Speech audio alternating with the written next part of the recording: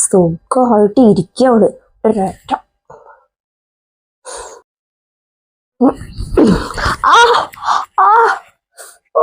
തമ്പുരാട്ടി വിശ്രമിക്ക. ഇനി ഞാൻ വെഞ്ചാമരം വീശി തരണോണാവോ? പോയി പാത്രം കഴുകടി. വയ്യമ്മ എനിക്ക്. ഞാൻ കുറച്ചു നേരം ഇരിക്കട്ടെ. എനിക്ക് ഭയങ്കര നടുവേദനയുണ്ട്.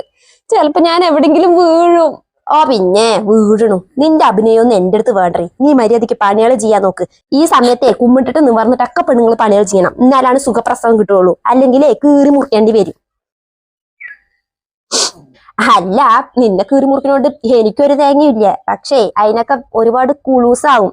നിന്റെ കെട്ടിയോനിക്ക് പിന്നെ ഗവൺമെന്റ് ആശുപത്രി ഒന്നും പറ്റില്ലല്ലോ, പ്രൈവറ്റ് അല്ലേ പറ്റുള്ളൂ.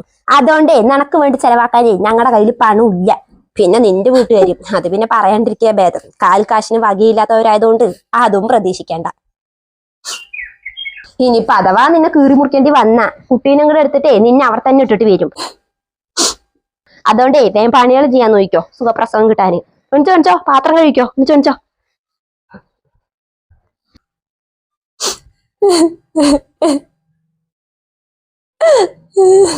എനിക്ക് വയ്യ.